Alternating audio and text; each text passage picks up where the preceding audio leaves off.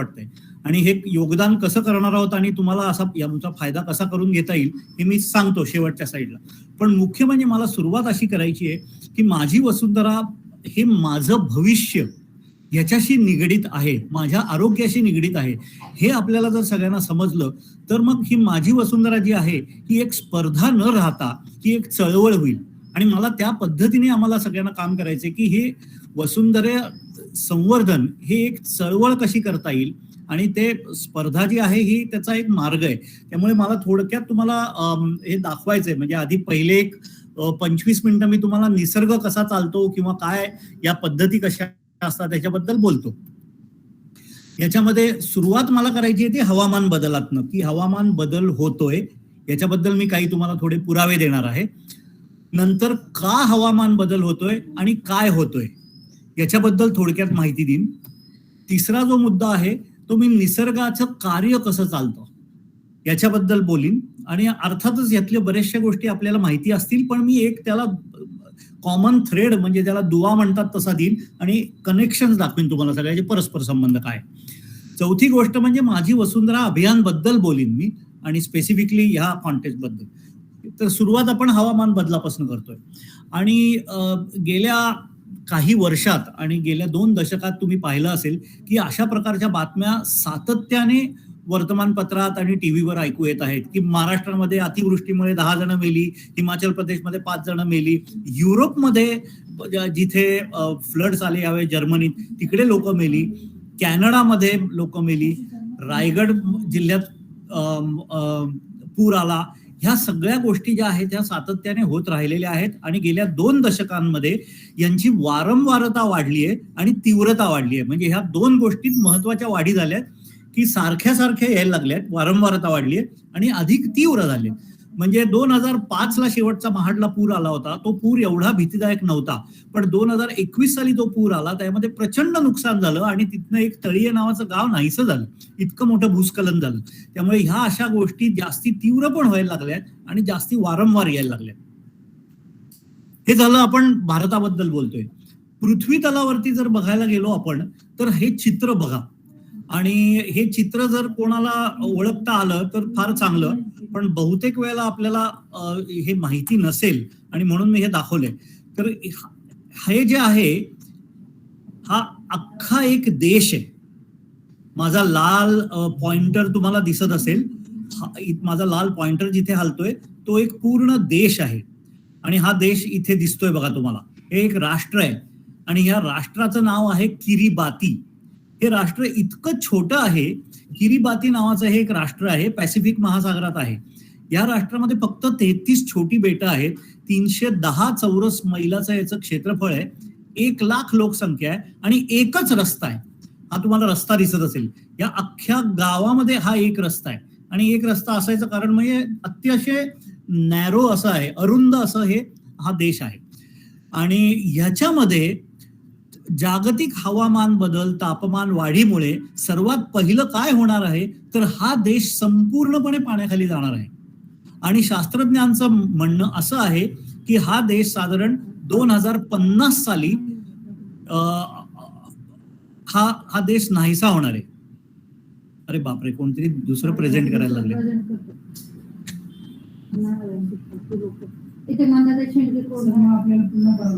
हो का, काय झालं, ग्रामपंचायत ऍड केल्यात ना, तो प्रॉब्लेम झाला.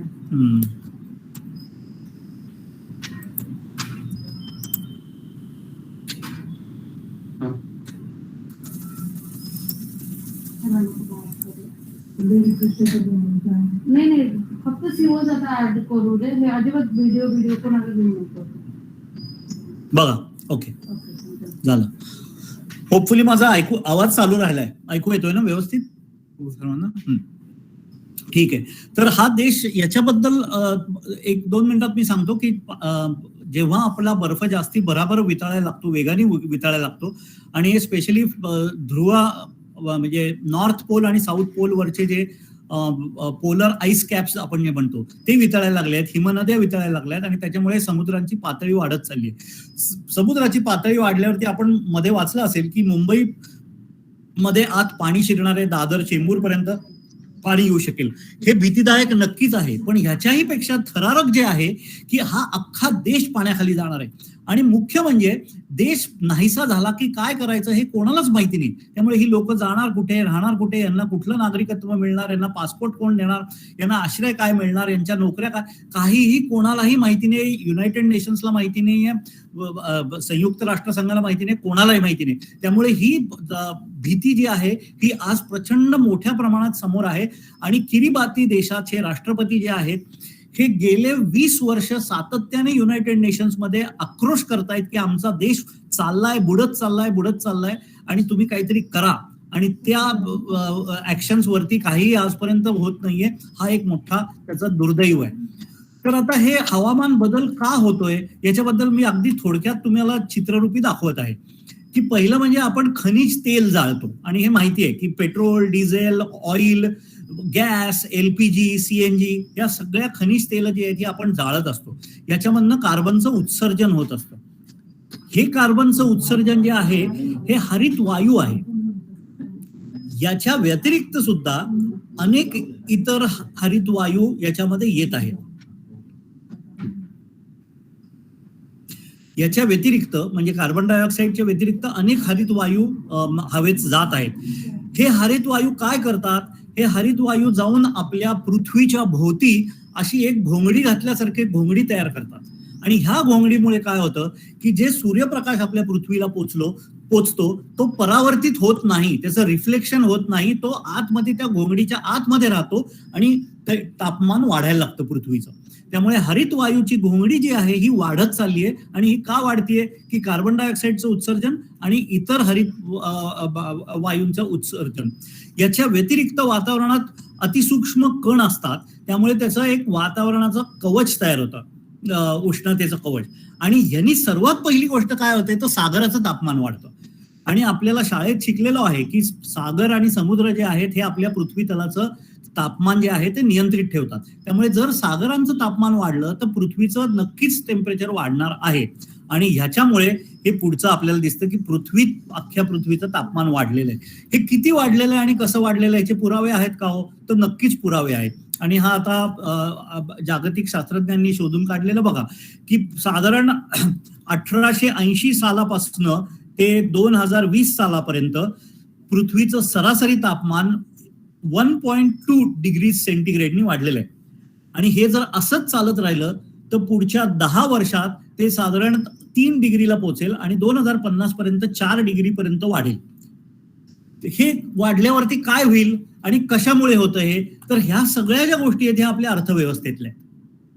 खनिज तेल आपण जाळतो अर्थचक्रासाठी, CO2 उत्सर्जन होतं, आपण काही बनवतो, गाड्या बनवतो, पाण्याच्या बाटल्या बनवतो, कॉम्प्युटर बनवतो, खुर्च्या, रंग, घरं, या सगळ्यामुळे. म्हणजे हे पूर्ण अर्थव्यवस्थेमुळे हे सगळं होत आहे. आणि आज अर्थव्यवस्थेची इतकी जोरात प्रगती आणि घोडदौड चालू आहे की हे वाढतच राहणार आहे आणि आपलं 4 डिग्री पर्यंत जाईल. तर हे झालं तर काय होईल याचा मी एक साधा व्हिज्युअल तक्ता केलेला आहे. म्हणजे चित्रामधनं तुम्हाला दाखवायचा प्रयत्न केलाय. जर 1 डिग्री पृथ्वीचं वाढलं, जर 2 डिग्री वाढलं, 3 डिग्री वाढलं, 4 डिग्री वाढलं आणि 5 डिग्री, असे 5 सिनेरिओ दाखवलेत. आणि 4च गोष्टी घेतल्यात की तापमानाचं काय होईल, पाण्याचं काय होईल, अन्न पुरवठ्याचं काय होईल आणि नैसर्गिक परिसंस्थेचं काय होईल. तर पहिल्यांदा तुम्ही जर बघितलं तर जसं तापमान वाढतं 1 डिग्रीपासून 5 डिग्री पर्यंत, तशी वादळ, दुष्काळ, ढगफुटी हे अधिक तीव्र होत जातात.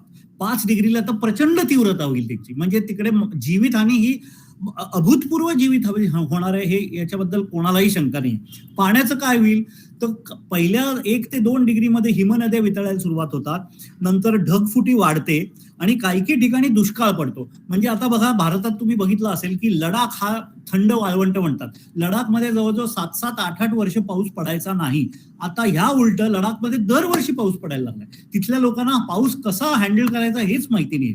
आणि काही ठिकाणी ढगफुटी होतीये. म्हणजे तुम्ही कोकणात बघितली, हिमाचलमध्ये बघितली, इथे ढगफुटी झाली. अजून काही जास्ती टेम्परेचर वाढलं तर अनेक ठिकाणी पाणी टंचाई होईल. म्हणजे तिकडे पाण्याची दुर्भिक्षता होईल आणि पाणी कमी व्हायला लागेल. आणि सर्वात महत्वाचं म्हणजे समुद्राची पातळी वाढायला लागते. 5 डिग्रीला तर प्रचंड प्रमाणात समुद्राची पातळी वाढणार आहे. अन्न पुरवठ्याबद्दल काय होईल तर सुरुवातीला लगेच 1 ते 2 डिग्रीमध्ये आपल्याला जे दिसलंय की कीटकांचा उपद्रव प्रचंड वाढतो. आणि तुम्हाला मागच्या वर्षी बघितलं असेल, मोठी टोळधाड आली बघा भारतात. ही टोळधाड अख्ख्या उत्तर भारतापासून ते मध्य भारतापर्यंत आली म्हणून आपल्याला माहिती आहे. पण आज तुम्ही गावागावातून शेतकऱ्यांना जर विचारला तर तुम्हाला ते सांगतील की प्रचंड मोठ्या प्रमाणात कीटकांचा उपद्रव झालाय आणि कीटकनाशक वापरायची संख्या वाढलेली आहे. हेच होत राहतं.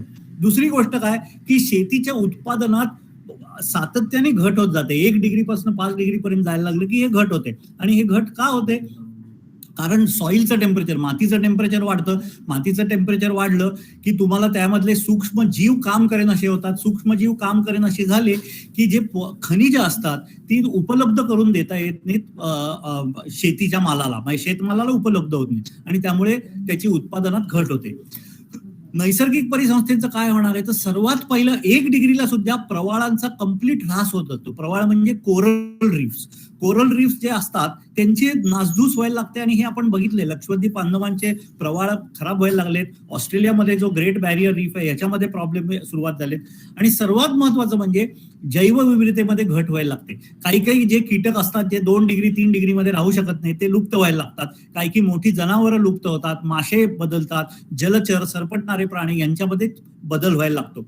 या सगळ्यांचा सम टोटल परिणाम काय होतो तर ह्याच्यामध्ये जीवितहानी वाढणार आहे, अन्न सुरक्षा कोलमडणार आहे, अर्थव्यवस्था ढासळणार आहे आणि सामाजिक संतुलन बिघडणार आहे. सामाजिक संतुलन बिघडणारे म्हणजे काय तर चिडचिड होते, लोकांची व्यसनाधीनता वाढते, लोकांची नोकऱ्या जातात, घरामध्ये मारामारी होते. अशा सगळ्या गोष्टी सामाजिक संतुलन बिघडवणाऱ्या होतात. आणि हे केवळ आणि केवळ तापमान वाढीमुळे होणार आहे. म्हणजे याला बाकीची बरीच जरी कारणं असली तरी हे तापमान वाढ मुख्य आहे. सर्वात महत्वाचं म्हणजे 1 डिग्रीपासून 5 डिग्री पर्यंत आपण जेव्हा जातो तेव्हा पृथ्वीची जीवसृष्टी पोचण्याची क्षमता घटत जाते. आज आपण पृथ्वीवर 7 अब्ज लोक आहोत. 7 अब्ज लोकांना पाणी पुरवठा, अन्न पुरवठा, हवा, शुद्ध हवा हे सगळं पुरवठा होऊ शकणार नाहीये. हा एक सर्वात मोठा प्रॉब्लेम येणार आहे. तर याच्यामध्ये काय बदल होतात आता मी परत थोडक्यात दाखवतो की आपण काय करतो. अर्थव्यवस्था म्हणजे काय हो, सगळ्यात महत्वाच्या अर्थव्यवस्थेमधलं म्हणजे शेती, उद्योगधंदे, उत्खनन म्हणजे मायनिंग जे चालतात, जंगलतोड होत असते, शहरं वाढत असतात. या सगळ्या अर्थव्यवस्थेचे काही घटक आहेत आणि तुम्ही अजूनही 10-15 लिहू शकता. मी जस्ट आता तुम्हाला कळावं म्हणून एक 4 मांडले. ह्याने काय होत जातं तर पक्ष्यांचा, प्राण्यांचा, कीटकांचा अधिवास नाश होत जातो. तुम्ही जंगलतोड केलं की अनेक लाखो कीटक आणि पक्षी तिकडनं नाहीसे होतात. हरित वायू उत्सर्जन वाढतं, अन्न साखळी नष्ट होते. अन्न साखळी नष्ट होते म्हणजे काय की भक्षक आणि भक्ष्य हे जे रिलेशनशिप असतं हे मोडतं. सागरी अम्लीकरण व्हायला लागतं, म्हणजे ऍसिडिफिकेशन ओशनचं. आणि अतिसूक्ष्म कण, ह्याच्याबद्दल मी आता फारसं बोलणार नाही, याला एरोसोल लोडिंग असं म्हणतात. हे सगळ्यांनी काय होतं की तापमानात बदल व्हायला लागतो. आणि तापमानाच्या बदलाचा काय परिणाम झालेला आहे तर वणवे तुम्हाला लक्षात आला असेल प्रचंड प्रमाणात वाढलेले आहेत. कॅलिफोर्नियामध्ये लागलेला वणवा 6 महिने झाले अजून विझला नाहीये. ऑस्ट्रेलियामध्ये लागलेला वणवा 3-3 महिने विझू शकत नाहीये. आपण आपल्या परिसरातही माहिती असेल प्रचंड प्रमाणात वणवे येत असतात. दुष्काळ वाढलेला आहे, चक्रीवादळ, ढगफुटी वाढलेल्या आहेत, हिमनद्या वितळायला लागलेल्या आहेत. या सगळ्यांनी गोष्टींनी 2 गोष्टी होत आहेत. एक म्हणजे नैसर्गिक परिसंस्थेची उत्पादन क्षमता घटतीये आणि दुसरं म्हणजे जीवसृष्टी पोषण्याची क्षमता पृथ्वीची घटत चालली. तर हे 2 घटक घेऊया आपण आणि ह्या 2 घटकांबद्दल बोलूया की मग नैसर्गिक परिसंस्था म्हणजे काय आणि त्याची उत्पादन क्षमता म्हणजे काय. हे 2 प्रश्नाचे आपण उत्तर द्यायचा प्रयत्न करूया. म्हणजे मग आपण माझी वसुंधरा अभियानकडे आता वळत चाललोय की हे का महत्वाचं आहे. हा फक्त स्पर्धा आणि पुरस्कार एवढ्या पुरता मर्यादित न ठेवता आपल्याला हे आचरणात कसं आणता येईल याचं आपण पायाभरणी करतोय आता. तर नैसर्गिक परिसंस्था म्हणजे काय हे आपण बघण्यासाठी पहिल्यांदा बघूया की निसर्ग कसं चालतं. हा वरचा जर फोटो तुम्ही बघितला असेल हा मार्सचा आहे आणि खालचा जो आहे तो पृथ्वीचा आहे. तर ह्या 2 फोटोमध्ये फरक काय दिसतोय तुम्हाला तर खालच्या फोटोत वनराजी दिसते, डोंगर दिसतंय, इथे पाणी दिसतंय, निरभ्र आकाश दिसतंय, हे सगळं दिसतंय. याच्यात सर्वात मोठा जो फरक आहे हा भौतिक वैविध्याचा आहे. म्हणजे आपल्याकडे सूर्यप्रकाश जो लडाखला पोचतो त्याच्यापेक्षा जास्त कन्याकुमारीला पोचतो. पर्जन्यमान जे अरुणाचल प्रदेशमध्ये होतं त्याच्यापेक्षा कमी कच्छमध्ये होतं. डोंगर रांगा इथे आहेत, वर्कस जागा आहेत, खनिज आहेत, तापमान वेगवेगळं आहे. म्हणजे पुण्यामध्ये तापमान वेगळं आहे, महाबळेश्वरला वेगळं आहे, मुंबईत वेगळं आहे, विदर्भात वेगळं आहे, पर्जन्यवृष्टी वेगळी आहे. पुण्यामध्ये 900 mm पडला तर पानशेतला 3000 mm पडतो. परत कोणतरी दाखवायला सुरुवात केलंय.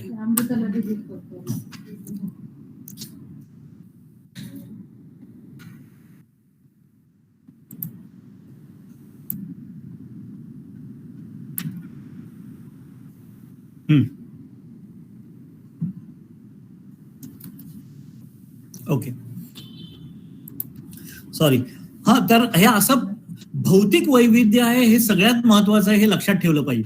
भौतिक वैविध्यामुळे काय होतं, तर आपल्याकडे जैव भौगोलिक क्षेत्र तयार होतात. म्हणजे आता हे जर तुम्ही बघितले, मी याच्यावर फार वेळ घालवणार नाहीये, पण हिमालय पार म्हणजे लडाखचा भाग, नंतर हिमालयाचा भाग, वाळवंटी प्रदेश, निम कोरडवाहू, पश्चिम घाट, गंगेची मैदानं, ईशान्याचा भाग, किनारपट्टी, बेट, असे 10 प्रकारचे भारतामध्ये जैव भौगोलिक क्षेत्र आहेत. मगाच्या फोटोमध्ये मार्सचा जो फोटो दाखवला, तो सगळीकडे एकसारखा प्रदेश आहे, कुठेही जैव भौगोलिक विविधता नाहीये. ही फक्त आपल्या देशात इतकी 10 प्रकारची जैव भौगोलिक क्षेत्र आहेत. हा एक मोठा आपल्या देशाचा अभिमानास्पद आहे. आणि ह्याच्यामुळे आपल्या देशामध्ये 16 प्रकारची फॉरेस्ट म्हणजे जंगलाचे प्रकार आपल्याकडे 16 आहेत. म्हणजे ट्रॉपिकल, वेट एव्हरग्रीन, पानझडी जंगल, पर्जन्य वनं आहेत, सदाहरित वनं आहेत, सूचीपर्णी वनं आहेत, पाणथळ जागा आहेत, दलदलीचे वनं आहेत, असे वेगवेगळे प्रचंड प्रमाणात वैविध्यपूर्ण जंगल आहेत. हा एक अतिशय मोठा भाग आहे. जर तुम्ही जर्मनीत गेलात तर जर्मनीमध्ये सगळीकडे एकसारखी वनस्पती असते. इंग्लंडमध्ये गेलात तर एकसारखी वनस्पती आहे. रशियामध्ये गेलात तर अनेक ठिकाणी बर्फ आहे, बाकीच्या ठिकाणी सूचीपर्णी 5-6 प्रजाती आहेत. फक्त भारतामध्ये एवढे 16 प्रकारची वनं आहेत आणि वनराजीची वैविध्य आहे. म्हणजे काय हो, आपल्याकडे हा जो देश आहे हा व्हर्टिकल आहे, म्हणजे उभा पसरलाय बघा, उभा. म्हणजे कन्याकुमारीला जेवढा सूर्यप्रकाश पडतो तो लडाखपेक्षा वेगळा असतो. कच्छमध्ये जी वनस्पती उगवते ती अरुणाचलमध्ये सापडत नाही. विदर्भामध्ये नर्मदेच्या खाली जे आहे ते मध्य प्रदेशमध्ये नर्मदेच्या वरती बदलतं. एवढं वैविध्य आहे, कारण आपल्याकडे प्रकाश, माती, तापमान, पाणी हे बदलत जातं. याच्यामुळे याला म्हणतो आपण भौतिक वैविध्य. भौतिक वैविध्य मोठ्या प्रमाणात आहे. वनस्पती आणि प्राणी मात्रा हे बदलतात, ते जैविक वैविध्य आहे. आणि सगळ्यात महत्वाचं म्हणजे माणसाचं निसर्गाशी नातं बदलत जातं आणि ते सांस्कृतिक वैविध्य तुम्हाला दिसतं. म्हणजे तामिळनाडूच्या जंगलामध्ये ज्या गोष्टीचं पूजा होते ती कदाचित अरुणाचल प्रदेशमध्ये खाल्ली जाते. मग एवढं वैविध्य, सांस्कृतिक वैविध्य आहे. आपलं निसर्गाशी नातं इतकं वेगवेगळ्या प्रकारचं आहे. तर हे जे आहे हे आपल्याला पहिलं फार महत्वाचं आहे, हे लक्षात घ्यायला. महाराष्ट्रात तर तुम्हाला माहितीच आहे की एवढे जैव भौगोलिक विभाग आहेत. म्हणजे कोकणामधला सुद्धा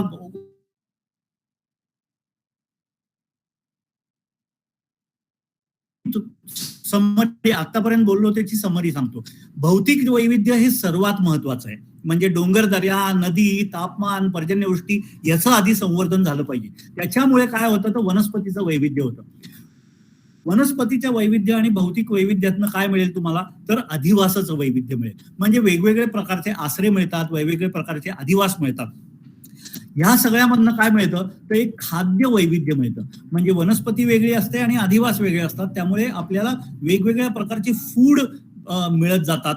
आणि सगळ्यात महत्वाचं म्हणजे ह्या सगळ्या गोष्टीतनं तयार होते ती जैव विविधता. आणि that is what is called as biodiversity. ह्याला आपण जैवविविधता म्हणजे बायोडायव्हर्सिटी असं म्हणतो. आणि भारतात किती बायोडायव्हर्सिटी आहे हो, वनस्पती अख्ख्या पृथ्वीच्या 8.5% वनस्पती फक्त भारतात आहे. अख्ख्या पृथ्वीच्या 7% प्राणी मात्रा फक्त भारतामध्ये आहे. हे विचार करा. आणि हे 8% आणि 7% मी म्हणतोय, तर भारताचे क्षेत्रफळ किती आहे पृथ्वीच्या, फक्त 3%. म्हणजे 3% पृथ्वीच्या क्षेत्रफळावर एवढी वैविधता आहे, ही आपल्याकडे फक्त भारतामध्ये आहे, बाकी कुठल्याही देशाचा नाही. हे फार महत्वाचं आहे, हे लक्षात ठेवा. तर आता मी तुम्हाला हे मगाचं जे आपण बोललो भौतिक वैविध्य आणि जैविक वैविध्य याचं चित्र दाखवतो. हे जे तुम्हाला समोर फोटोग्राफ दिसतोय याच्यामध्ये तुम्हाला पाणी दिसतंय, माती आहे, दगड आहेत, तळी आहेत, धबधबा आहे, एक छोटासा प्रवाह चालू आहे, मातीची झीज होतीये, कुठे भराव टाकला जातोय, कुठे खाच खळगे आहेत. हा सगळा झाला भौतिक वैविध्य.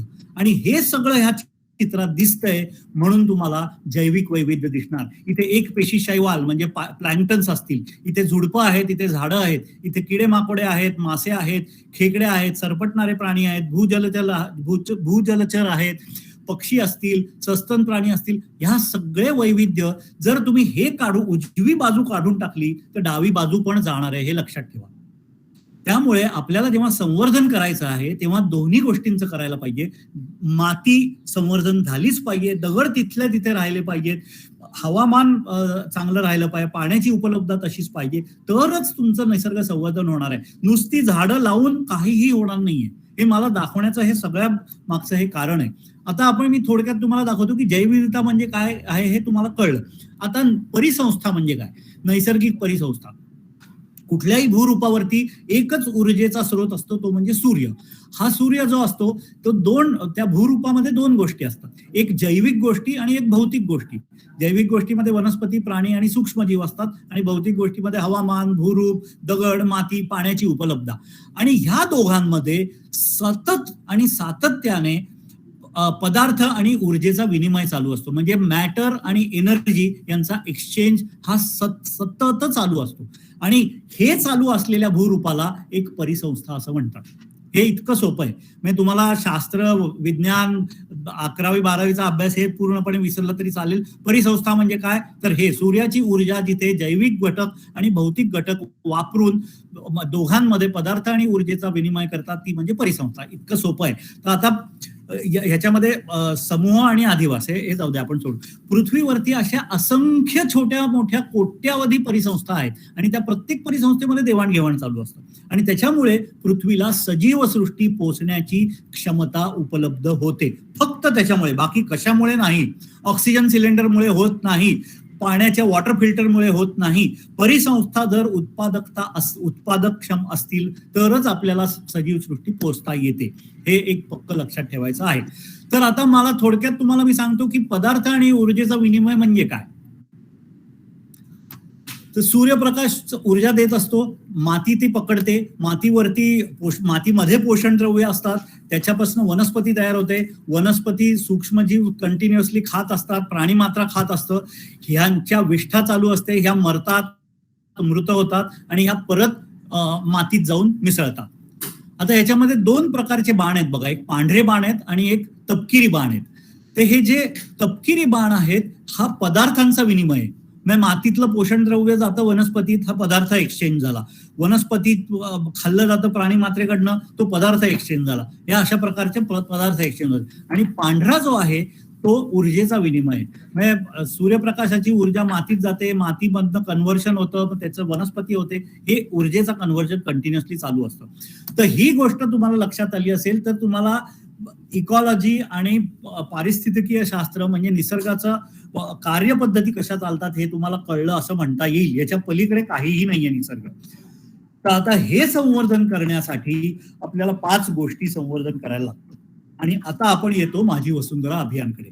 माझी वसुंधरा अभियानमध्ये ज्या 5 गोष्टी आहेत ते ह्या आपण आता जे सगळं बोललो त्याच्या संवर्धनाच्या गोष्टी आहेत. मग ह्याच्यामध्ये भूमी आहे, वायू आहे, जल आहे, अग्नी आहे आणि आकाश आहे. तर ह्या सगळ्या गोष्टी एकत्र करूनच तुम्हाला त्याचं संवर्धन होऊ शकतं. आता याच्यामध्ये तुम्हाला मदत कशी होणार आहे ते मी थोडक्यात सांगतो. एकच मिनिट.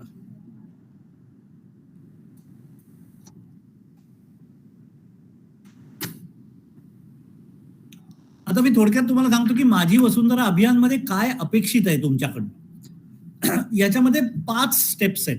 पहिली स्टेप म्हणजे उपक्रमाची पूर्ण माहिती करून घ्यायची तुम्ही. म्हणजे जे तुम्हाला PDF प्रेझेंटेशन पाठवलं आहे त्याच्यामध्ये जे ऍक्टिव्हिटी तुम्हाला हातात घ्यायची असेल, जो उपक्रम हाती घ्यायचा असेल त्याची पूर्णपणे माहिती करून घ्यायची. त्याला मार्क्स कसे दिले जाणार आहेत, गुणवत्ता कशी मोजली जाणार आहे, त्याचे पुरावे कसे ठेवायचे, त्याची संपूर्ण माहिती करून घेतली पाहिजे. त्याच्यानंतर त्याच्या बाबतीतलं शास्त्रोक्त ज्ञान घ्यायचं, त्याच्यामधलं सायंटिफिक नॉलेज काय आहे याची माहिती करून घ्यायची. आणि त्यासाठी आम्ही आहोत इथे, ज्याला मी इकडे MVA कक्ष म्हटलंय बघा. इथे MVA कक्षाचा सपोर्ट जो म्हटलाय तो हा भाग आहे. शास्त्रोक्त ज्ञानाची तुम्हाला माहिती आम्ही सातत्याने देणार आहोत. तिसरी माहिती म्हणजे काय, जागेवरची माहिती. म्हणजे जर तुम्ही एका ठिकाणी नर्सरी करणार असाल, एका ठिकाणी कुठे लव्हाळी लावणार असाल, एका ठिकाणी दुसरं काय करणार असाल तर त्या जागेवरची माहिती गोळा करणे, तिथे किती तापमान असतं, पर्जन्यवृष्टी किती आहे, माती कशी आहे, या सगळ्या गोष्टी. आणि नंतर मग कृतीचा आराखडा करायचा आहे. तो अगदी तुम्ही साधा आराखडा केला तर तरी चालणार आहे. आपल्याला काही असं एक्सेल शीट, पॉवर पॉईंट असं काही नको. आपल्याला कृती महत्वाची आहे. आणि शेवटचं म्हणजे कामाचा पुरावा ठेवणे. ही सर्वात महत्वाची शेवटची स्टेप आहे. जर तुम्ही पुरावा ठेवला नाही तर तुम्हाला मार्क मिळणार नाही आणि पुरस्कारापासून तुम्ही लांब जात जाल. त्यामुळे कितीही तुम्ही चांगलं काम केलं पण त्याचा पुरावा ठेवला नाही तर ते तुमच्या पथ्यावर पडणार नाही, हे लक्षात ठेवायचं. आता ह्या 5 गोष्टी ज्या आहेत ह्या तुम्ही पक्क्या लक्षात ठेवा. 5 गोष्टीमध्ये तुम्ही कुठल्या पायरीवरती आहात हे तुम्हाला बघता येईल. मग नंतर तुम्हाला काय करायचं आहे याच्यामध्ये, तर नोडल ऑफिसर नेमायचं आहे. ते तुम्ही ऑलरेडी केलंय. कुठे कुठे काय काय करणार याची जागा ठरवायची आहे. तुम्ही फुलपाखरू उद्यान कुठे करणार, तुम्ही सांडपाणी व्यवस्थापन कुठे करणार, घनकचरा व्यवस्थापन कुठे करणार, ह्या जागा ठरवायच्या आहेत. ह्या महत्वाची आहे. नंतर काम करणारी टीम ठरवायची आहे. नंतर संस्था, कॉलेजेस, एनजीओ ज्यांच्या बरोबर तुम्ही हाताशी घेऊन काम करणार आहात त्यांना एकत्र करायचंय आणि मग आराखडा बनवून कृतीची पुरावे ठेवायचे आहेत. हे तुमची भूमिका आहे, म्हणजे ही तुमची जबाबदारी आहे. आणि मग एमबीए कक्षाचा सपोर्ट तुम्हाला काय मिळेल, तर एमबीए कक्षामधनं आम्ही प्रत्येक जिल्ह्याला 2 जण सपोर्टचे तज्ञांचं पॅनेल बनवलेलं आहे. तर तुम्हाला ती नावं दिली जातील आणि ते नावं दिली, फोन नंबर दिले जातील. तुम्हाला काहीही शंका आली, शास्त्रोक्त काही माहिती हवी असली तर तुम्ही आमच्या टीमला फोन करा आणि तुम्हाला ते लगेच सांगण्यात येईल. तर आम्ही काय काय देऊ, फॉर एक्झाम्पल तुम्हाला तर आम्ही अनेक गोष्टी देऊ. जागा निवडण्याच्या सूचना देऊ, स्थानिक वृक्षाची यादी देऊ. म्हणजे तुम्ही जर सोलापूरमध्ये असाल तर तुमच्या इथे कुठली स्थानिक वृक्ष आहेत, तुम्ही जर महाबळेश्वरला असाल तर तिकडे स्थानिक वृक्ष काय आहेत, जनजागृतीसाठी काय उपक्रम घेता येतील, सोशल मीडियावरती कसं हे करता येईल, नंतर घनकचरा विलगीकरण कसं करतात, पुण्यामध्ये कसं करतात, औरंगाबादमध्ये कसं, वेगवेगळे सांगू तुम्हाला. नंतर वृक्ष नोंद कशी करावी, जलसंधारण उपक्रम, रेन वॉटर हार्वेस्टिंग, काही वैशिष्ट्यपूर्ण कार्यक्रम जे आहेत, उपक्रम जे आहेत ते पण आमच्या टीमच्या डोक्यात आहेत. ते तुम्हाला सांगू, तुम्हाला काहीतरी युनिक गोष्टी करता येतील, so on and so fourth. म्हणजे ह्या स्लाइडमध्ये तुम्हाला दोन्ही गोष्टी दिसतील की तुमची भूमिका काय आहे माझी वसुंधरामध्ये आणि एमबीए सपोर्ट कक्षाकडनं तुम्हाला काय मिळणार आहे. ओके, आता शेवटची स्लाइड जी आहे ती माझी नमुना स्लाइड आहे आणि ही मी तुम्हाला थोडीशी दाखवतो. आणि मी हे अगदी उदाहरण म्हणून घेतोय. हे समजा तुमचं गाव आहे. एक मिनिट, हे तुमचं इथे गाव आहे. समजा तुमच्या गावाच्या बाजूनी नदी आहे किंवा कुठला ओढा चाललेला आहे. गावातलं सगळं पाणी, सांडपाणी हे सगळं जे आहे ते नदीला जाऊन मिसळते. तुमच्या गावाच्या पुढे, त्याला डाऊनस्ट्रीम म्हणतात, ही नदी पोल्युशन झालेली आहे. इकडे प्रदूषित नदी आहे, वरनं येत आहे पाणी, ते बऱ्यापैकी स्वच्छ असतं पण गावाचं पाणी त्याच्यावर सांडपाणी मिसळल्यावर इथे होतं. इथे आपली शेतं असतात आणि शेतमाल सगळा आपल्या गावात येतो. त्यामुळे हे जे सांडपाणी जातं हे शेताला सिंचन म्हणून जातं आणि शेताच्या मालातनं आपल्या परत घरात जातं. त्यामुळे आरोग्य आपल्या प्रॉब्लेम मध्ये येतं. तर हे एक विशस सर्कल आम्ही याला म्हणतो, म्हणजे दुष्टचक्र आहे की आपण केलेली कहाणी परत आपल्याच पोटात येऊन जाते. तर ह्याच्यापासून सुटका मिळवायला, मुक्ती मिळवायला माझी वसुंधरा अभियानमध्ये काय करता येईल, तर मी हे अगदी ब्रीफली तुम्हाला याच्याबद्दल माहिती देतो. म्हणजे हे परिपूर्ण नाही, हे कॉम्प्रिहेन्सिव्ह नाही, हे मी तुम्हाला थोड्या 1-2-4 गोष्टी ज्या करता येतील दाखवतो. पहिली गोष्ट, नदी काठावरती लागवड करणं अतिशय महत्वाचं असतं आणि ह्या लागवडीला म्हणतात रायपेरियन जंगल. रायपेरियन म्हणजे नदीच्या काठावर असलेलं जंगल, याला रायपेरियन जंगल म्हणतात.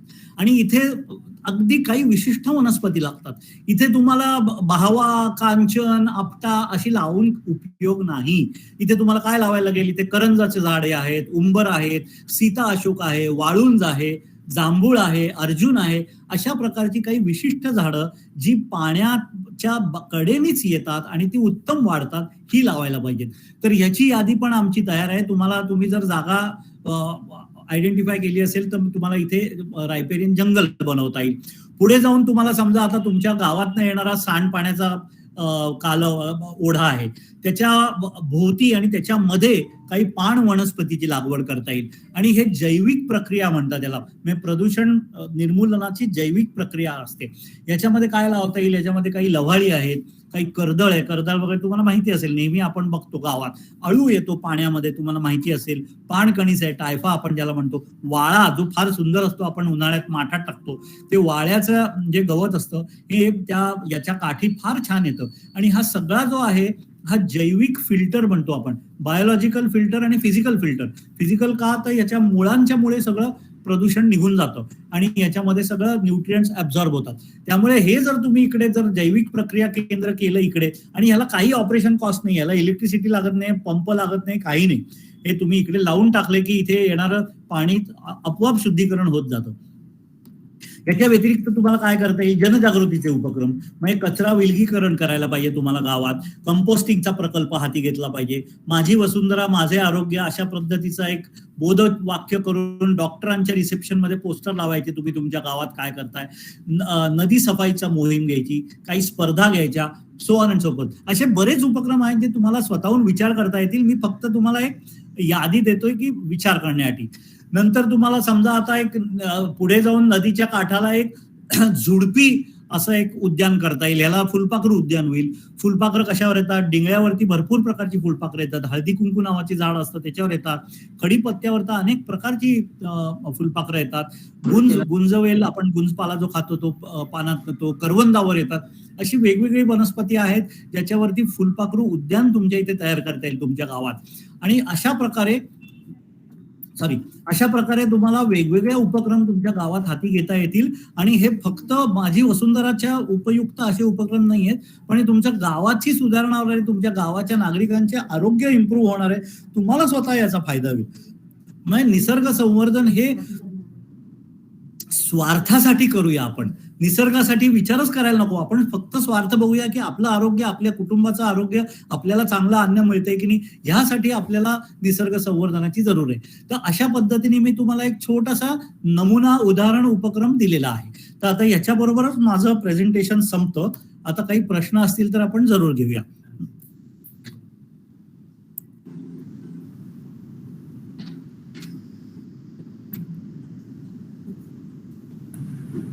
सर नमस्कार. एकच मिनिट, जरा साऊंडचं ऍडजस्टमेंट करताय.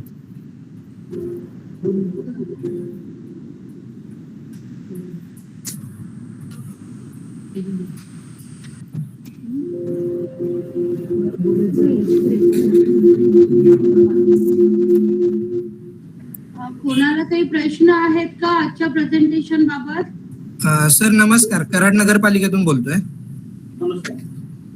सर आमचा थोडा प्रॉब्लेम यावेळेला असा झाला की कराडमध्ये पूर आलेला सगळ्यांना माहितीच असेल. तर नदी काठाला आमच्या इथे आम्ही जे काही प्लांटेशन केलं होतं सुरुवातीला, म्हणजे ह्या पुराची अपेक्षा नव्हतीच एवढी, पण प्रमाणापेक्षा थोडा जास्तच पूर आल्यामुळे आम्ही केलेलं प्लांटेशन म्हणजे पूर्ण वाहून गेलं.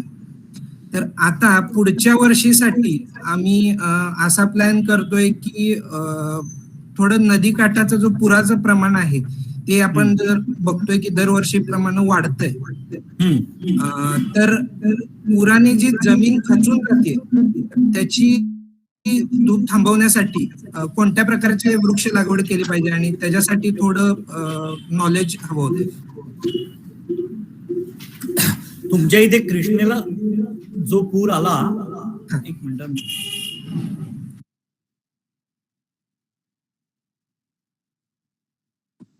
हॅलो, ऐकू येते का?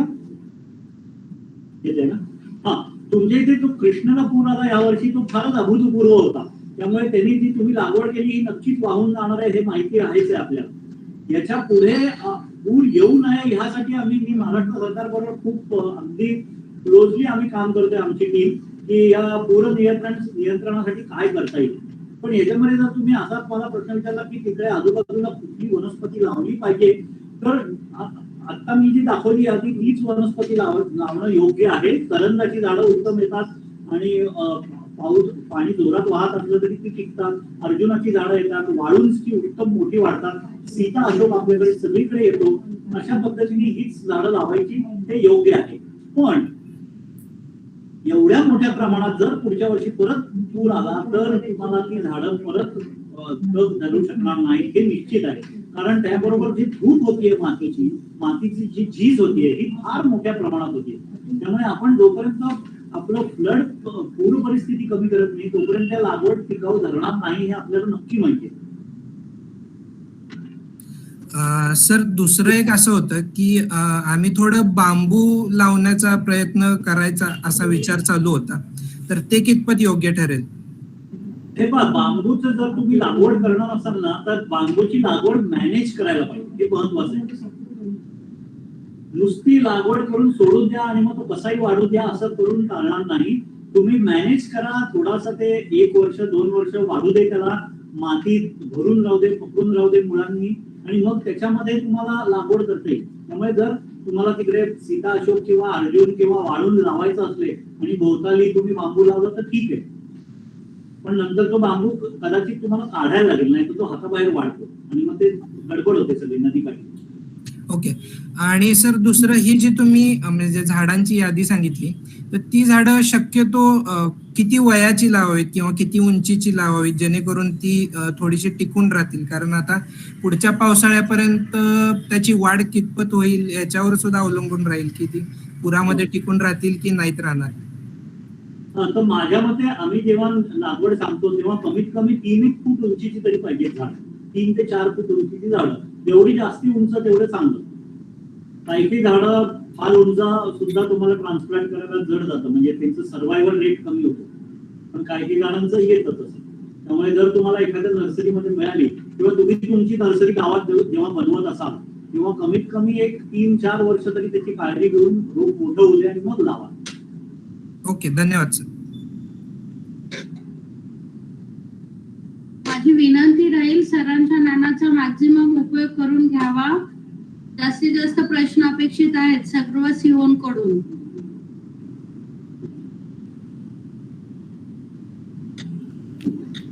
हॅलो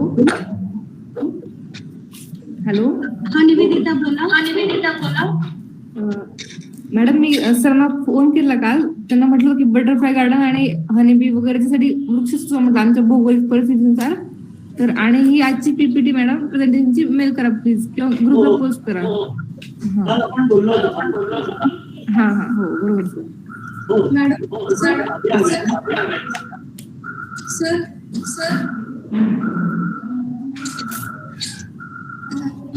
मॅडम हा मॅडम बोला.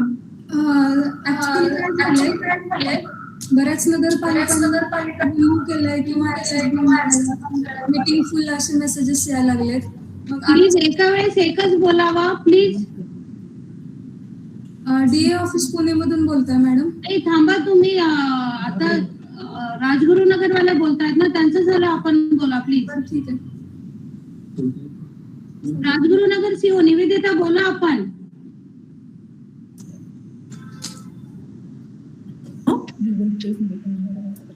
हॅलो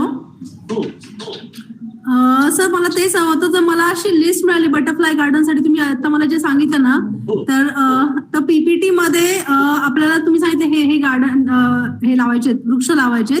तर तेच म्हटलं पीपीटी आम्हाला सेंड करा, किंवा मग बटरफ्लाय गार्डन साठी कोणते कोणते वृक्ष असतील याच्यासाठी हे लागतील झाडं, तर ती फक्त आम्हाला त्याची यादी हे केली, त्यानुसार आम्ही प्लांटेशन करू शकतो.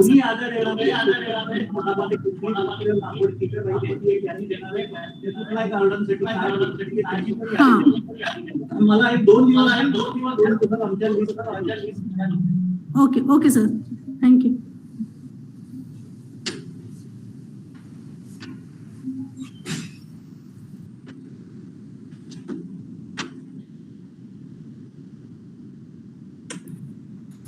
हॅलो सर, कराड नगरपालिकेतून बोलतोय.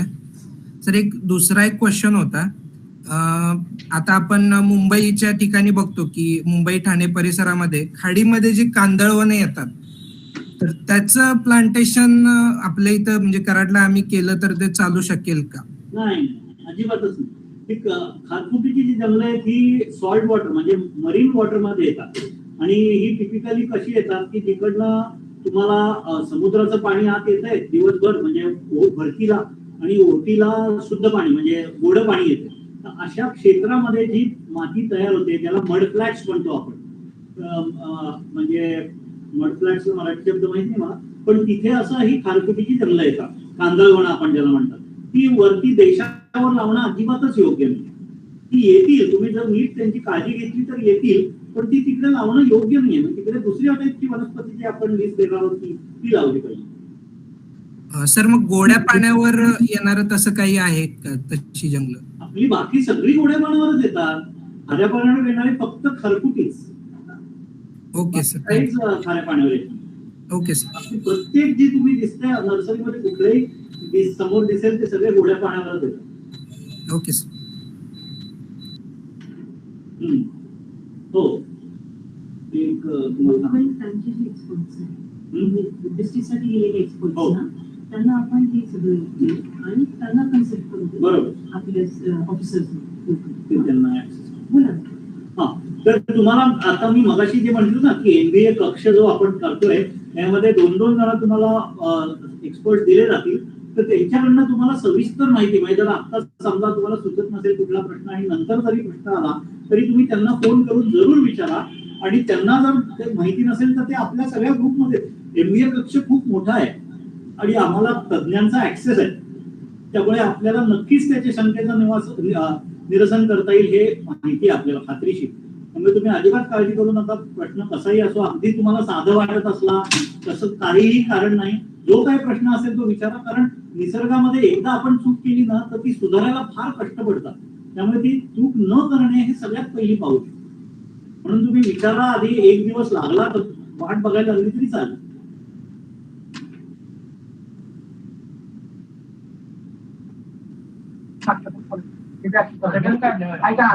कवठेमहांकाळ नगर पंचायत मध्ये बोलतोय. सर अमृतवन करायचं असेल तर कशी जागा हवी, म्हणजे जे जागेचं स्ट्रक्चर आहे ते कसं हवं आणि कुठली झाडं लावली पाहिजे?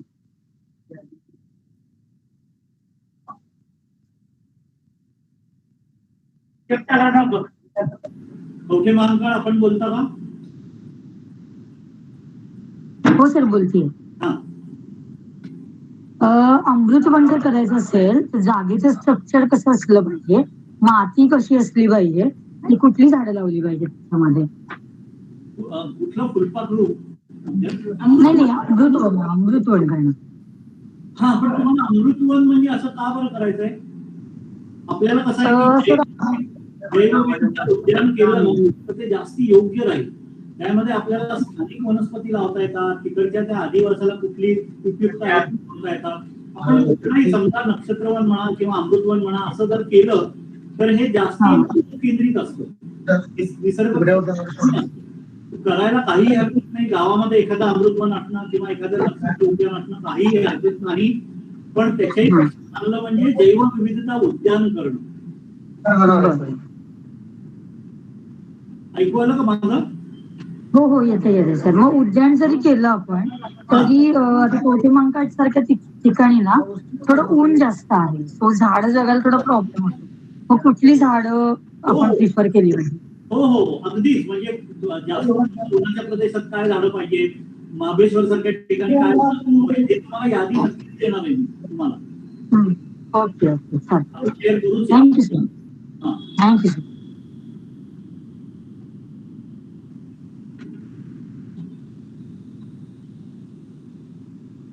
अजून काही आहेत प्रश्न? सर कराड मधून बोलतोय, कराड नगरपालिकेतून.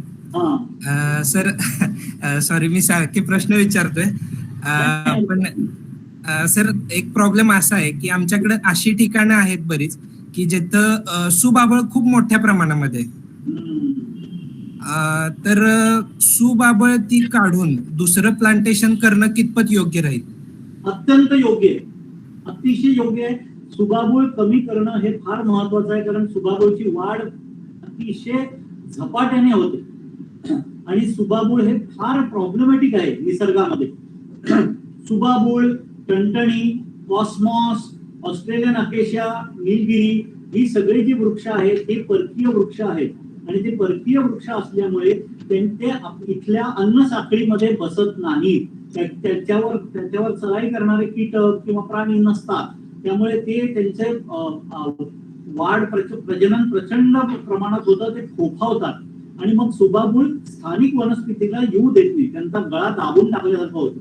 त्यामुळे सुबाबूळची झाडं फळायच्या आधी म्हणजे त्याला शेंगा लागायच्या आधी काढून टाकणं छोटी छोटी रोपटं ही फार महत्वाची आहे. तसंच ग्लिरिसिडिया, तुमच्या डोंगर उतारांवरती जर ग्लिरिसिडिया लावला असेल तर ते फार वाईट आहे. त्यांनी दुसरं काहीच येऊ शकत नाही. कॉस्मॉस जी सुंदर, तुम्ही पुण्याला येताना पिवळी आणि केशरी फुलं दिसतात बघा, आता पावसाळ्यानंतर तर खूप कोपरलेली असतात ती अतिशय डेंजरस आणि शेतकऱ्यांना पण त्रासदायक असतात. कॉस्मॉसची रोपटी काढून टाकणं हे सगळे उपक्रम आहेत आणि हे आपल्याला माझी वसुंधरामध्ये याला मार्क मिळणार आहेत आपल्याला. त्यामुळे ते तुम्ही जर कॉलेज किंवा NSSच्या बरोबर उपक्रम घेतले आणि गावामध्ये जनजागृतीचा ड्राईव्ह घेतला की या रविवारी सकाळी 2 तास टणटणी उपटायला तुम्ही योगदान द्या. म्हणून टणटणी उपटायचा कार्यक्रम करा, त्याच्यावर फोटो काढा, त्याची व्हिडिओज बनवा, पुरावे ठेवा, हे फार महत्वाचं आहे. सुबाबूळ काढायचे, सुबाबूळची रोपटी. आणि आता जर तुम्ही टिपिकली जाऊन बघितलं तुमच्या परिसरात तर प्रचंड प्रमाणात सुबाबूळ वाढ झालेली आहे, कारण सगळीकडे तिची शेंगा पडलेल्या आहेत आणि त्याचं रोपटी पसरलेली आहे. ती आता काढलीच पाहिजे. Yes sir, okay, thank you. टणटणी म्हणजे घाणेरी, लँटाना.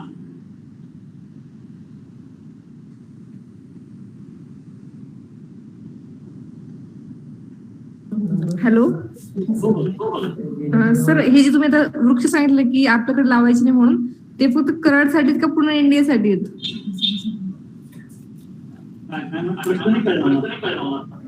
तुम्ही जे वृक्षांची नाव घेतली की हे घातक वृक्ष आहे असं म्हणून, तर ते पूर्ण पुणे जिल्ह्यासाठी घातक आहेत का फक्त कराडसाठी? अख्ख्या भारतासाठी सगळीकडेच प्रॉब्लेम आहे. सगळीकडे प्रॉब्लेम आहे. इतकं विचित्र आलंय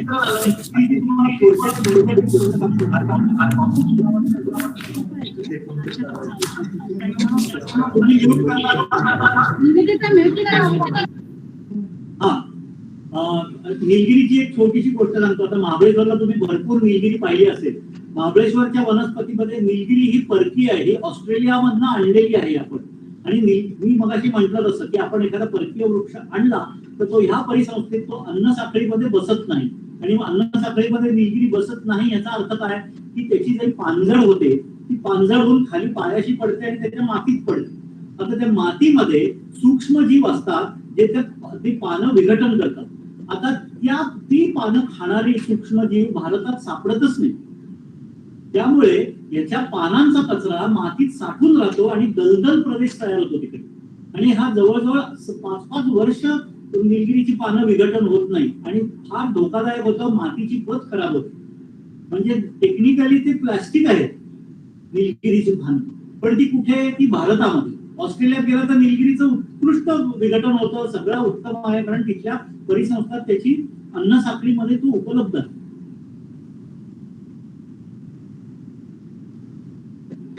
सर्व बीडीओंनाही विनंती आहे आपणही आपले प्रश्न विचारावेत.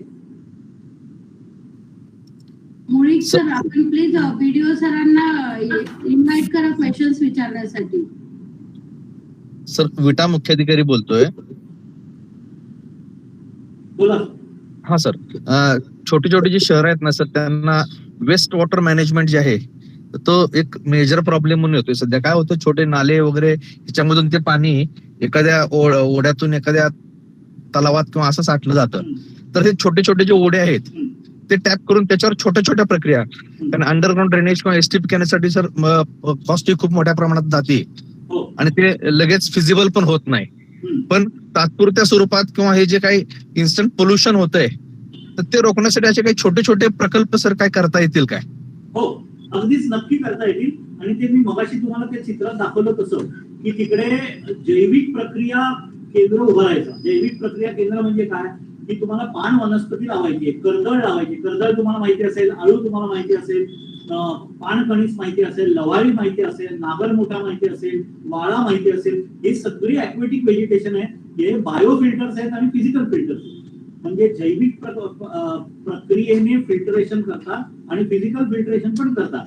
तर याला तुम्हाला काहीच खर्च येत नाही. तुम्ही जर एक 4 कांदे आणून लावले नागरमोठ्याचे म्हणा किंवा लवाळ्याचे, तर ते आपोआप पसरणार आहेत आणि पुढच्या वर्षी पाण्याने ते वाहून गेले तरी त्याचे कांदे मातीत राहतील आणि ते उगवत राहतील.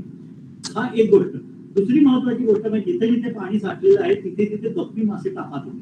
त्यामुळे ते गप्पी माशांमुळे तुमच्या डासांच्या आळ्या खाल्ल्या जातील आणि डासांचं प्रजनन होणार नाही, म्हणजे कमी होतं तिथे. तर ह्या दोन गोष्टी इमिडिएटली तुम्हाला अजिबात पैसा खर्च न करता येतील. आणि त्यासाठी तुम्हाला ऑपरेटिंग कॉस्ट पण नाही आणि कॅपिटल कॉस्ट पण नाही. फक्त तुम्हाला नर्सरी करायला लागेल. महत्वाची गोष्ट म्हणजे बऱ्याचशा यातल्या वनस्पती तुमच्या स्थानिक नर्सरीमध्ये मिळत नाहीत. तर जर तुम्ही वन खात्याकडे गेलात आणि वन खात्याला सांगितलं की आम्हाला ह्या उपलब्ध करून द्या, तर ते देणं बंधनकारक आहे. बोला चालेल. सर या सगळ्या वनस्पती त्या पात्रामध्येच म्हणजे नाले किंवा ओढ्याच्या पात्रामध्येच लावायला पाहिजेत ना सगळ्या? पात्रामध्ये लावायला पाहिजे. अच्छा, वनस्पतीचा जो विषय आहे, आपण वन खात्याबरोबर अग्रीमेंट म्हणजे आपली चर्चा झालेली आहे आणि आपले वन खात्याचे जे कॉन्झर्वेटर ऑफ फॉरेस्ट सामाजिक वनीकरणचे आहेत त्यांच्याबरोबर आज दुपारी पण आमची मीटिंग होणार आहे. तर त्यांना आपण पूर्ण आपल्या विभागासाठी वनीकरणासाठी समन्वयक म्हणून नेमलेलं आहे. तर आपल्याकडच्या नर्सरीजमध्ये किंवा वन खात्याकडे ही झाडं जी आता मुलकर सर सजेस्ट करतायत आपल्याला लावायला, तर ती त्या त्या ठिकाणी कशी उपलब्ध करून द्यावी याच्यासाठी सुद्धा आज दुपारी सुद्धा आम्ही बोलू त्यांच्याशी आणि तुम्हाला कशी ती उपलब्ध होतील याच्याकडे आपण लक्ष देऊया. बोला. धन्यवाद मॅडम.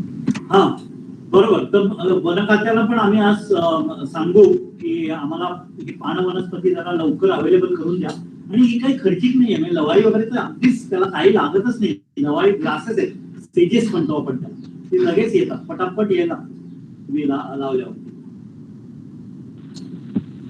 हॅलो, मी तुम्हाला काही फोटो पाठवीन. आता आमच्याकडे फोटो आहेत की पान वनस्पती लावायच्या आधी आणि लावल्यानंतर. तुम्ही सासवडच्या पुढे म्हणजे उरळी कांचन भागातलं कोणी आहात का? उरळी कांचनच्या भागातलं कोणी आहे का इथे? उरळी कांचन गावामध्ये जो मोठा ओढा किंवा नदी छोटी शिरते तिथे पूर्ण रीड बेड मी आता जे सांगितलं ते केलेलं आहे आणि त्यामुळे उरळी कांचन गावात येणारं पाणी बऱ्यापैकी शुद्धीकरण होऊन येत आहे.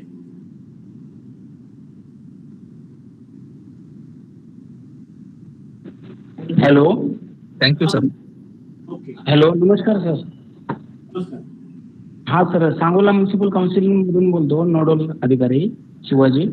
सर, माझा क्वेश्चन असा होता, जे काय हेरिटेज ट्री आहे, हेरिटेज ट्री आणि ग्रीन बेल्ट याच्यामध्ये मॅक्झिमम कोणत्या हेरिटेज ट्रीच्या ह्याच्यामध्ये मॅक्झिमम कोणत्या झाडाचा यूज करायला पाहिजे? म्हणजे त्याच्यामध्ये कोणत्या प्रकारचे झाडं लावायला पाहिजे इंडियन नेटिव्हची? कुठलंही झाड जे 50 वर्षापेक्षा जास्ती वयाचं आहे ते हेरिटेज ट्री मध्ये येतं. Okay sir. आणि सेकंड हरित इमारती जी आहे कन्सेप्ट आहे बुकलेट मध्ये, त्याच्याबद्दल थोडीशी जर माहिती दिली तर सर बरोबर. हरित इमारतीबद्दल मला माहिती नाही आहे, पण मी अरेंज करतो. लेक्चर आपण अरेंज करूया हरित इमारतींवरती, कारण त्याचे सर्टिफिकेशनचे पर्टिक्युलर निकष आहेत.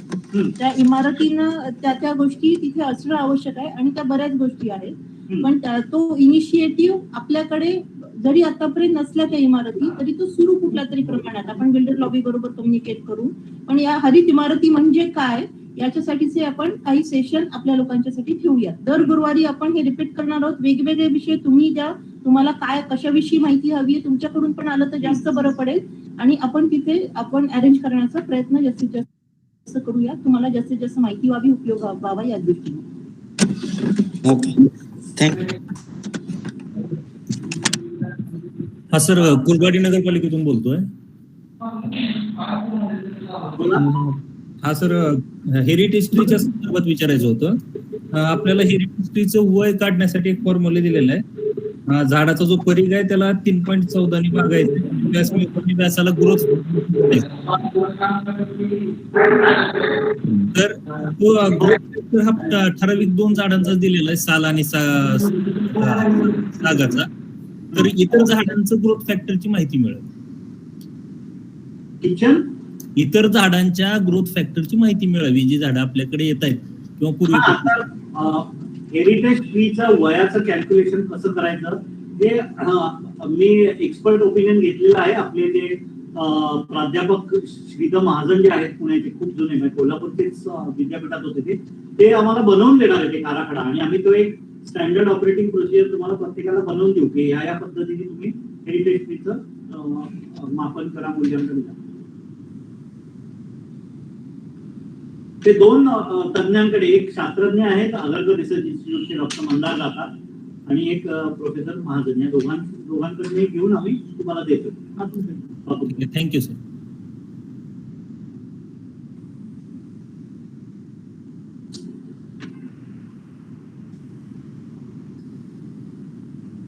अजून कोणाला काही प्रश्न आहेत?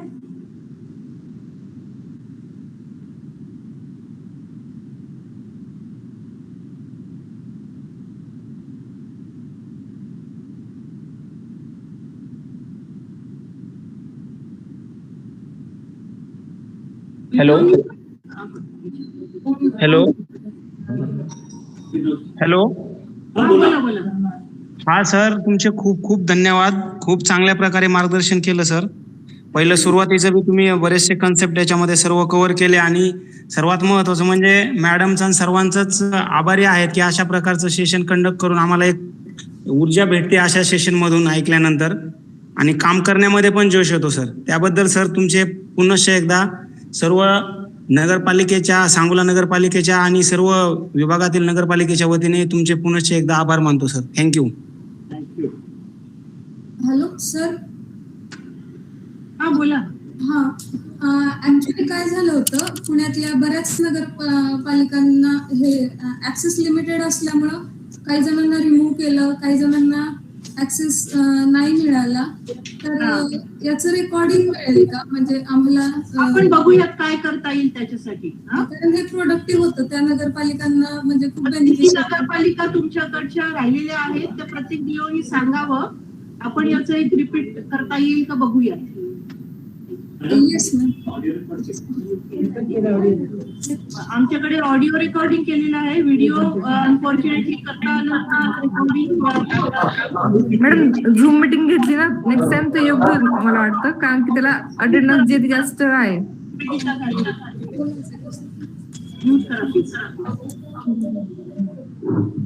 हा, तर आम्ही ऑडिओ तुम्हाला देऊ, पण पुढच्या वेळेसपासून इथे रेकॉर्डिंग कसं होईल याची आम्ही जरा प्रयत्न करतो.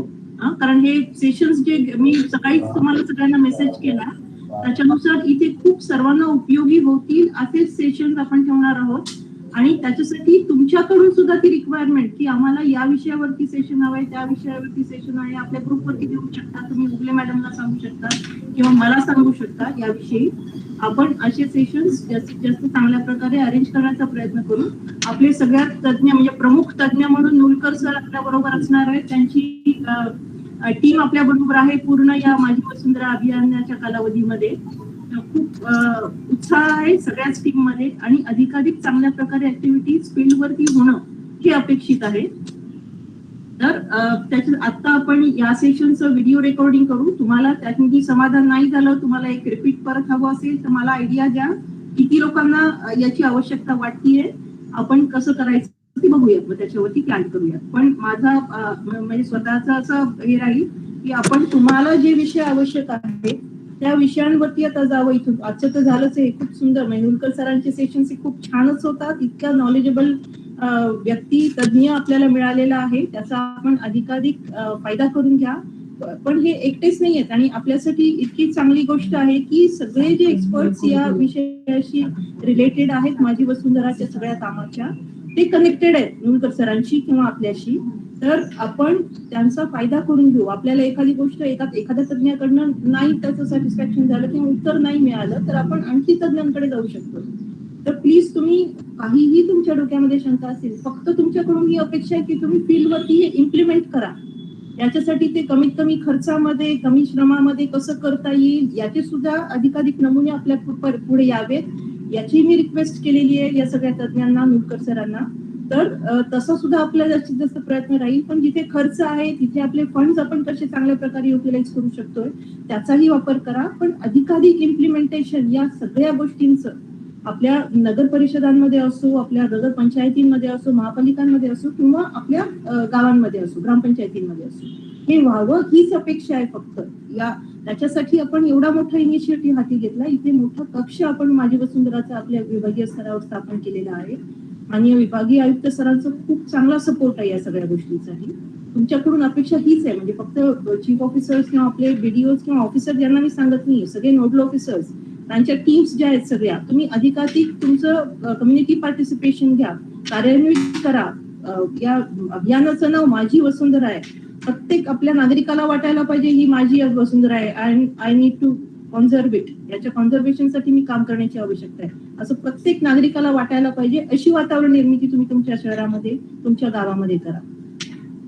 बरोबर, अगदी बरोबर. आणि आम्ही तुम्हाला आता इकडनं पोस्टर्स करून देणार आहोत, माझी वसुंधरा, माझे आरोग्य, माझे भविष्य, असे वेगवेगळे पोस्टर्स. तर हे जरूर तुम्ही शाळा कॉलेजेसमध्ये लावा. आणि आम्ही याला केलंय तसं की तुम्ही डॉक्टर्सना रिक्वेस्ट करून त्यांच्या रिसेप्शन मध्ये, त्यांच्या वेटिंग रूम मध्ये लावा, म्हणजे लोकांपर्यंत पोहोचेल की तुम्ही हे काम करता. आणि मग हे काम कुठे करता, कुणाला कॉन्टॅक्ट करायचं, ते सगळे फोन नंबर तुम्ही तुमचे तिथे द्या. तरच जनजागृती खऱ्या अर्थाने होते. आपण म्युनिसिपल कॉर्पोरेशनने रेकॉर्ड केले.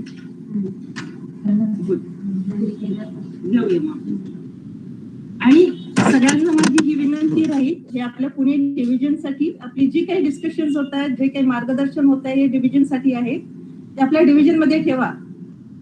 ही कॉम्पिटिशन आहे, त्यामुळे आपण या हेल्दी कॉम्पिटिशन मध्ये उतरलेलो आहोत.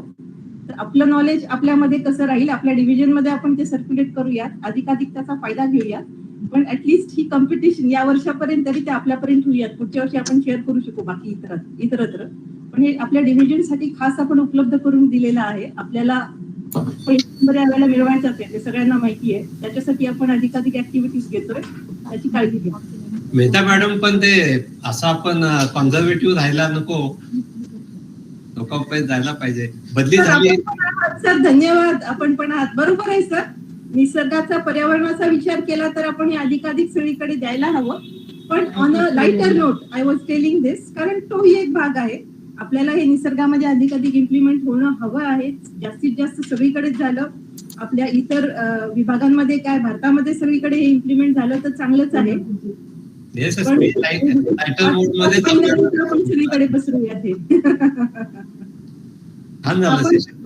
सर कदाचित त्याच्यावरती. पण म्हणजे निश्चितच, म्हणजे निसर्गाचा विचार केला तर आपण कोणता पण विचार नाही करायला पाहिजे, हाही भाग आहे. पण on a lighter note I was just saying, because this is a competition आणि we need to go ahead in the competition. हाही विचार आपण जोडीला ठेवूया त्याच्यात. सर आपल्याला आणखी काही मार्गदर्शन करायचं असेल सगळ्यांना तर सांगा ना. विद्यार्थ्याच्या भूमिकेमध्ये आहे. सर आपण ऑफिसर पण आहात इथे. आणि सर कसं वाटलं आपल्याला हे सेशन, आणि इथून पुढे कसे, कारण आपण अधिकाधिक असे चांगल्या प्रकारे लोकांना उपयोगाला वाटतील आपल्या सगळ्या ऑफिसर्सना आणि स्टाफला असे अरेंज करायचा प्रयत्न करतोय. तर त्या दृष्टीने आपलं मार्गदर्शन पण आम्हाला मिळालं तर चांगलं होईल. नक्कीच. आपल्याकडे जसे पुण्यामध्ये पर्यावरण क्षेत्रात काम करणारे लोक आहेत, तशी प्रत्येक जिल्ह्यामध्ये सुद्धा आहेत.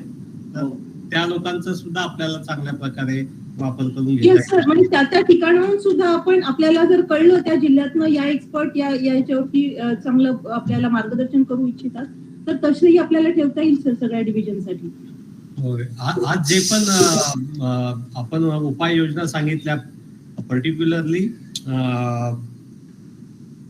नदी काठच्या बाबत किंवा सांडपाण्याबाबत जैविक पद्धतीने कसं आपण संवर्धन करू शकू आणि मोठे खर्चिक प्रोजेक्ट न घेता आपल्याला हे जे प्रदूषण आहे, जल प्रदूषण किंवा इतर, ते कसं रोखता येईल. तर आमच्याकडे कोल्हापूर जिल्ह्यामध्ये पंचगंगा प्रदूषणाचा एक मोठा विषय होता, जो हायकोर्टामध्ये आहे. आणि मग 171 गाव आमची कोल्हापूर जिल्ह्यातली त्यामध्ये आहेत.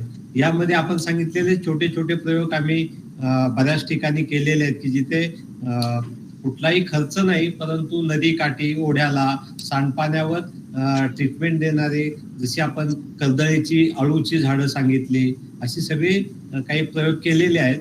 तर या सक्सेस स्टोरीज सुद्धा प्रत्येक मीटिंग मध्ये एखादी दाखवता आली तर इतरांना त्याच्यामधून मोटिवेशन मिळेल. एक 5-10 मिनिटं एखाद्या जिल्ह्याने त्याची सक्सेस स्टोरी सांगावी. चालेल सर. असं केलं तर कोऑर्डिनेट झालं, म्हणजे आपल्या या सेलमध्ये जर ती माहिती मिळाली की कोण हे सांगू इच्छितं, तर आपण त्याच्यानुसार प्लॅन करू त्या सेशन मध्ये. होय होय. नक्कीच. तर आणि कोल्हापूरमध्ये उद्या चांगला कार्यक्रम होतोय असं कळतंय, ट्रेनिंग ठेवलेलं आहे हो, आमचे आपण सगळ्या जणांनीच यावं असं इन्व्हिटेशन आहे. आमचे कलेक्टर म्हणत होते या मॅडम कोण बोलतात, मी म्हटलं या आमच्या पूनम मेहता मॅडम आहेत ऍडिशनल कलेक्टर, तर ते म्हटले त्यांनाही उद्याच्या कार्यक्रमाला इन्व्हाइट करा. धन्यवाद. ज्यांना शक्य आहे त्यांनी यावं. येस. परंतु खूप चांगलं सेशन ठेवले सर्वांसाठीच पूर्ण. तर ऍक्च्युली माझं असं म्हणणं होतं की ते इन पर्सन ट्रेनिंग आहे, पण त्याचाच म्हणजे एक लिंक तयार करून तिथे जर काही आपण ठेवली, ती फॅसिलिटी उपलब्ध करून दिली तर आपल्या विभागामधले इतर ऑफिसर्स, म्हणजे फक्त विभागीय कार्यालयच नाही पण इतर ऑफिसर्सना सुद्धा ते ऐकता येईल अशी काही फॅसिलिटी तिथे निर्माण करून दिली तर जास्त. आता मी तुमच्या भूमिकेत जाणार, लायटर नोट मध्ये मी सांगणार की कोल्हापूर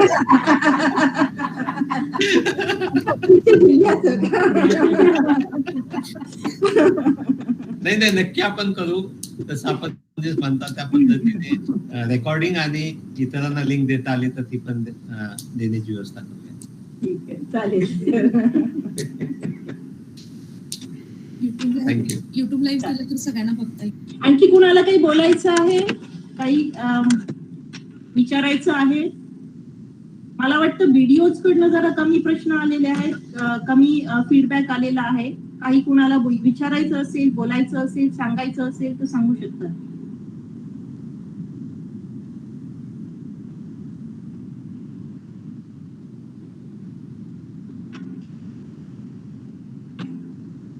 सीओज ना काही बोलायचं आहे का?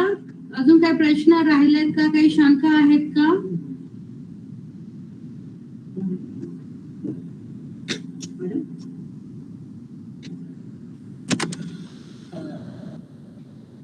सगळ्यांचे आतापर्यंतचे जे रिस्पॉन्सेस आहेत, तर आजचं हे जे सेशन आपण अरेंज केलं होतं नुलकर सरांचं, ते मला खात्री आहे की आपल्याला उपयोगाचं वाटतंय. मला असं वाटतं ही सेशन जास्तीत जास्त तुम्हाला उपयोगाची होण्याच्या दृष्टीने तुमच्याकडून सुद्धा त्याच्या नीट झाल्या आम्हाला, की आम्हाला या विषयाचं आणि या पद्धतीनं हवं आहे. या सेशन मध्ये हे तुम्ही इन्क्लूड केलं तर हे जास्त आम्हाला उपयोगाचं येईल. असं तुमच्याकडून जर फीडबॅक आम्हाला येत राहिला तर तो जास्त चांगला होईल. याच्यासाठी आपल्याला काही ग्रुप वगैरे करायचं असेल, करायचं का मॅडम? सगळ्या व्हिडिओज पण किती लोक एका याच्या ग्रुपमध्ये येत आहेत ते बघा. 137 तर होतीच आपले सीओज आणि व्हिडिओज सगळे मिळून, तर त्यांचा आपण एक ग्रुप करू याच्यासाठीचा. सगळ्यांना मान्य असेल तर, कोणाला काही प्रॉब्लेम असतील तर जरूर कळवा आम्हाला. पण मला वाटतं हे एक आपल्या विभागाचं कम्युनिकेशन सतत माझी वसुंधरासाठी चालू ठेवणं आपण चांगलं राहील सगळ्यांच्या उपयोगासाठी. एस्पेशली आपल्या या ट्रेनिंग्स किंवा जी काही इथून मदत दिली जाते, जो काही सपोर्ट दिला जातोय विभागीय आयुक्त स्तरावरनं या MBA कक्षामधनं आपल्या, तर त्याच्यासाठी मला आता भाग झाला आपला या सेशन्स विषयी तुम्ही जे बोललात ते. पण माझी वसुंधरा अभियानाच्या राबवण्यासाठी तुम्हाला आणखी काही जर अडचणी असतील, काही बोलायचं असेल. मॅडम, कराड नगरपालिकेतून बोलतोय. हॅलो, आवाज ऐकू येतोय? हा, बोला. मॅडम, आपला 1.1.9 इंडिकेटर आहे ट्री प्लॅन फॉर अचिव्हिंग 33%. 33%.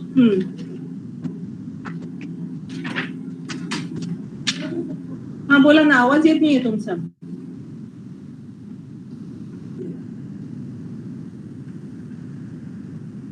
आवाज गेला तुमचा. पण मला वाटतं ते कसं करायचं याच्याविषयीच तुमचं म्हणणं आहे. आपले जितेंद्र शाह त्यांनी एक लिंक पाठवली आहे मला परवा. तर हे कव्हरेज कसं करायचं याचे काही एक्सपेरिमेंट्स नाही केले तर त्यांच्याशी बोलून दाखवते आपल्याला. जर बोलून मला हे जर तुम्ही म्हणत असाल कसं करायचं किंवा मला तुमचा प्रश्न कळत नाहीये कराड. ठीक आहे, ते परत जॉईन होईपर्यंत इतर कोणाला काही विचारायचं आहे का?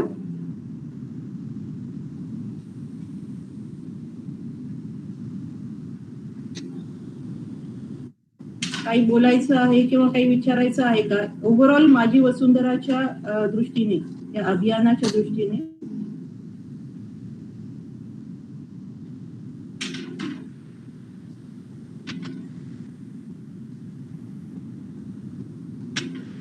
कराड चीफ ऑफिसर, तुम्ही मला नंतर फोन करून विचारू शकता.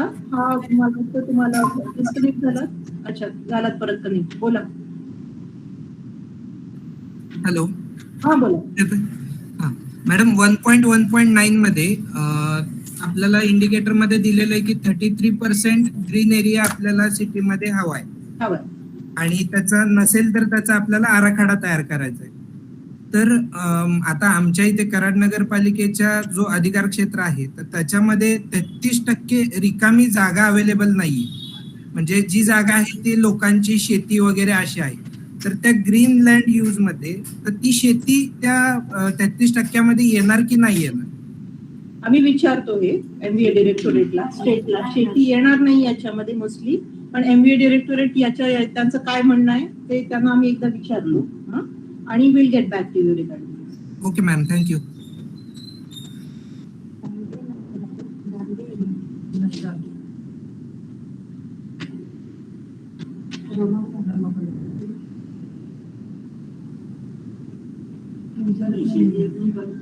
नाही. आणखी कोणी?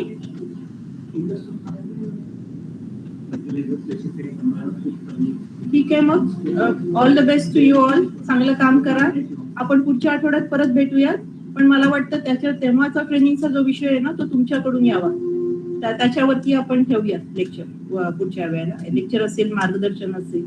खूप तज्ञ आहेत आपल्याकडे, त्यामुळे त्याचा जास्तीत जास्त फायदा करून घ्या. हा, तुमच्या जिल्ह्यांमध्ये जे प्रत्येक जिल्ह्यासाठी 2 आपण तज्ञ दिलेले आहेत, त्यांची लिस्ट आम्ही प्रत्येक जिल्ह्याच्या DAO-कडे देऊ. आणि ZP मध्ये कोण कोऑर्डिनेट करणारे तिथले नोडल ऑफिसर जे असतील त्यांच्याकडे पण त्या दोघांची लिस्ट देऊ. त्याच्यामुळे आपल्या सगळ्या ग्रामपंचायतींमध्ये किंवा आपल्या नगर परिषदात किंवा नगरपंचायतींमध्ये काही सपोर्ट हवा असेल तर तुम्ही त्यांना कॉन्टॅक्ट करू शकता. ते दोघं प्रत्येक जिल्ह्याची एक मीटिंग पण घेतील. म्हणजे तुम्हाला काही शंका असतील तर मीटिंग मध्ये सुद्धा तुम्ही विचारू शकता. त्यांची ओळख तुम्हाला करून घेता येते, हे कोण आहेत, काय आहेत आणि त्यांच्याशी कसं कम्युनिकेशन करायचं हे तुम्ही ठरवू शकता तुमच्या जिल्ह्यासाठी. धन्यवाद. परत भेटू आपण पुढच्या आठवड्यामध्ये. Okay, thank you. एक सर, वृंदा शेटे म्हणून मुलगी आली, त्यांनी जो प्रॅक्टिकल एक्सपिरियन्स शेअर केलेला त्या दिवशी, म्हणजे एवढ्यामध्ये ती माझ्या एकदम लक्षात राहिली.